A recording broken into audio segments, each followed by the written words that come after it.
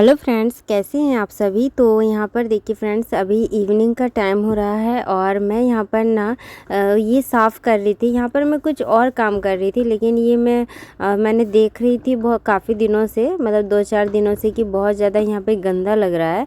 ये जो मेरे आंगन में है ना, इस बार जो बारिश हुई थी 2-3 दिन, उसके बारिश के पानी से तो और ज़्यादा इतना जल्दी बढ़ गया, बहुत जल्दी बढ़ जाते हैं। और वैसे रेगुलर अगर ये रहता ना तो इतना नहीं बढ़ता है।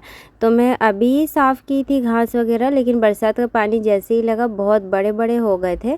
तो मैंने सोचा कि ये अच्छे नहीं लग रहे हैं। और यहाँ पे ना अयांश खेलता रहता है, जैसे अयांश खेलता है ना तो घास भी वो उखाड़ता है और वो इसी के साथ खेलते रहता है।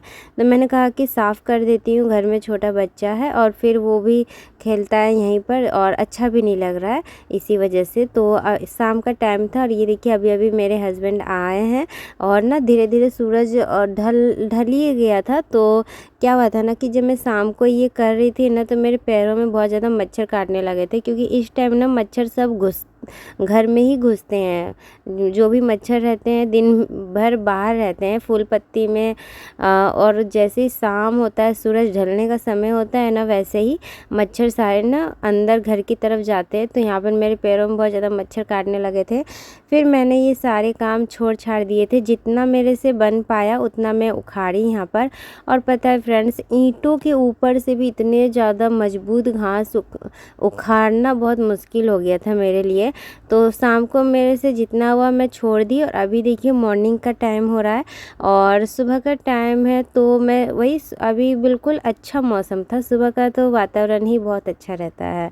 तो मैं अभी यहाँ पर उठकर आ गई हूँ। और रात में देखिए, मैं रात में नहीं, शाम को मैं इतना उखाड़ दी थी घास को। और ना मिट्टी बहुत अच्छे से सूखी हुई थी, बहुत ठोस थी मिट्टी, इसी वजह से ना ये घास निकल नहीं रहे थे हाथों से। और मेरे पास जो औजार है ना उससे मैं कर रही हूँ, वैसे ये घास निकालने वाला नहीं है। और जिससे मैं घास को छीलती थी ना, वो मेरे जहाँ हमारा नया घर बन रहा है वहाँ पे रखा हुआ है, क्योंकि वहाँ पे काम चल रहा है ना। तो वो चीज़ें वहीं पर मिट्टी वगैरह फेंकना ये सब वो यूज होता ही है, इसीलिए यहाँ पर नहीं है। यही था। तो ये एक तरफ हथौड़ी जैसा बना हुआ था और एक तरफ ना ऐसे नुकीला था। तो मैंने सोचा कि मैं इसी से ही घास को उखाड़ देती हूँ और हो भी जाता है। और ज़्यादा तो था नहीं, बस इतना ही था। और यहाँ पर मैं कुछ जो लंबे वाले घास थे वो तो हाथों से ही हो जा रहे थे, तो उनको मैं हाथों से ही नोच के सारा साफ़ कर दी। और अभी देखिए धीरे धीरे धूप होना स्टार्ट हो गया है। और जब मेरा ये काम ख़त्म होता है ना तो अच्छा खासा धूप निकल जाता है। और इतना जल्दी धूप होता है ना आजकल, और इतना तेज़ धूप होता है कि 8 साढ़े 8 बजे तो ऐसा लगता है ना कि 12-1 बजे वाली धूप हो गई है। और अभी देखिए ना, अभी ज़्यादा वक्त भी नहीं हुआ है, हमारे इधर 6 बज रहा होगा। और बहुत लोग को विश्वास नहीं होता है कि आपके यहाँ पे ना इतनी जल्दी सुबह होती है, इतनी जल्दी धूप हो जाती है, आप झूठ बोलते हैं। ऐसे भी मेरे पास बहुत सारे कमेंट आते हैं, लेकिन नहीं फ्रेंड्स, मेरा ये थोड़ा खुला एरिया है ना, और सबसे पहले ही धूप होती है। खासकर गर्मी के दिनों में इतनी जल्दी धूप होती है। और मेरी मम्मी का जो घर तरफ है ना, उधर तो 5:30 ही बजे इतना जल्दी धूप हो जाता है। और मैं कभी टाइम दिखाकर आप सभी को दिखाऊंगी, मुझे भी यकीन नहीं होता। और मेरे इधर तो फिर भी टाइम लगता है, 15-20 मिनट के बाद ही तेज़ धूप होती है। उधर अप्रैल मई जून में बहुत जल्दी धूप होती है। तो बस देखिए, मेरा यहाँ पर आपसे बातें करते करते मेरा पूरा आंगन साफ़ हो गया है। और अभी धूप उतनी तेज़ नहीं हुई है और मेरा यहाँ पर सारा घास जितना भी था साफ़ करना वो साफ़ कर दिया है। और थोड़ा सा टाइम लग गया है, क्योंकि मिट्टी थी ना बहुत ज़्यादा सूखी थी, इसी वजह से।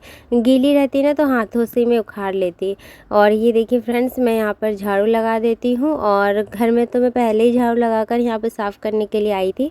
मैंने सोचा कि इसे साफ़ करके ही मैं रहती हूँ, फिर नहीं तो अगर आज का काम टालूँगी कल तो फिर वो टला ही जाता है। और इसके बाद देखिए फ्रेंड्स, यहाँ पर मैं आ गई हूँ। अभी मैं पोछा ही लगाने जा रही थी, तो मैंने सोचा ये जो मच्छरदानी है ये भी बहुत ज़्यादा गंदी हो गई थी। बाहर वाली रूम वाली मच्छरदानी वो भी मैं अभी खोलूँगी, दोनों मच्छरदानी खोलकर और फिर इसे वॉश कर दूँगी। मतलब ऐसे भिगो कर पहले छोड़ दी थी मैं, आज धोई थी नहीं। इसके नेक्स्ट मैं बाद में धो दूँगी अगले दिन। और ऐसे में क्या होता है कि मच्छरदानी में जितनी भी गंदगी घुसी रहती है ना, वो अच्छे से जब हम भिगो के रखते हैं सर्फ़ के पानी में तो साफ़ हो जाते हैं। यहाँ पर अयांश ही मेरा ट्राइपॉड हिला रहा है और उसी को मैं बोल रही हूँ छोड़ दो बाबू, मत हिलाओ, मोबाइल गिर जाएगा। और उसी से मैं बोल रही थी नहीं नहीं छोड़ो, तो फिर ये देखिए वो हिलाया और मेरे पास ही आ रहा था, ये देखिए आ गया है। और ये ना कई बार मेरा ट्राइपॉड गिरा भी चुका है। और मोबाइल खैर कि उसमें कभी नहीं रहता है, एक आध बार ही था लेकिन कुछ हुआ नहीं। तो देखिए फ्रेंड्स, ये है नया मेरे किचन का बर्तन और ये बहुत अच्छा है। तो मैं इसको बारे में आप सभी के साथ शेयर करती हूँ कि ये अच्छा क्यों है। तो ये जो सॉसपैन है ना, ये मैं मंगाई हूँ और अभी तक मैंने यूज नहीं किया है। तो ये जो सॉसपैन है ये काफ़ी अच्छी क्वालिटी का है और आप सभी को इसके बारे में पता चलेगा ना तो आपको भी बहुत अच्छा लगेगा। क्योंकि जब मैं इसे अनबॉक्सिंग की थी ना, देखिए मैं जब अनबॉक्सिंग कर रही थी और जब मैंने इसे फ़ील किया छू के, इतना अच्छा क्वालिटी का ये मुझे रिसीव हुआ। ये देखिए, इस पहले तो ये स्टील की लीड मुझे मिली है और ये ना छूने से ही बहुत अच्छा ग्लॉसी लग रहा था। और ना ये थोड़ा हैवी था क्योंकि इसके नीचे की परत देख सकते हो, जो लीड की है वो बहुत ज़्यादा मोटी थी, इसीलिए वो थोड़ी भारी भी लग रही थी। ये सॉसपैन मुझे बहुत पसंद आया और ये जो ब्रांड है ना, ये द इंडस वैली ब्रांड का है और इंडिया का first healthy kitchen where brand है ये। और ये सॉसपैन जो है ना, ये ट्री प्लाई स्टेनलेस स्टील से बना है। ये इजी टू क्लीन हो जाता है और ये फास्ट कुकिंग करता है, इवन हीटिंग रहता है इसके अंदर। और ये हीट फ्री सिलिकॉन हैंडल हमें मिल जाता है। इसका हैंडल ठंडा ही रहता है, अगर इसमें हम कुछ भी पकाते हैं फिर हमें एक्स्ट्रा कपड़े के साथ इसको उठाने की ज़रूरत नहीं है। तो देखिए फ्रेंड्स, इस सॉसपैन को मैंने वॉश कर लिया है क्योंकि ये नया था और कहते हैं नए बर्तन में कुछ मीठा बनाना चाहिए, लेकिन मैं इसमें ना पहले चाय ही बना देती हूँ क्योंकि चाय भी तो मीठा ही होता है। और ये ऐसा नहीं है कि हम इसे गैस में ही यूज कर सकते हैं, इसे हम गैस स्टोव में तो यूज करेंगे ही, लेकिन जो ग्लास टॉप है उसमें भी यूज कर सकते हैं, इंडक्शन में भी यूज कर सकते हैं, डिश वॉशर में हम धो भी सकते हैं। ये सिर्फ हेल्दी मटेरियल से बना है, इसमें कोई भी हार्मफुल केमिकल का कोटिंग नहीं है। ये लॉन्ग लास्टिंग चलेगा और ये 100% फूड सेफ है, टॉक्सिन फ्री है और ये ISO से सर्टिफाइड है। तो फ्रेंड्स, ये जो सॉसपैन और जैसे कि मैंने बताया ये ट्राई प्लाई स्टेनलेस स्टील से बना है, यानी कि जो इसकी फर्स्ट लेयर है वो फूड सेफ SS304 है और जो सेकंड लेयर है वो एल्यूमिनियम कोर और ये फास्ट एंड इवन हीटिंग रखता है। और थर्ड जो लेयर है वो suitable for all kind of stove.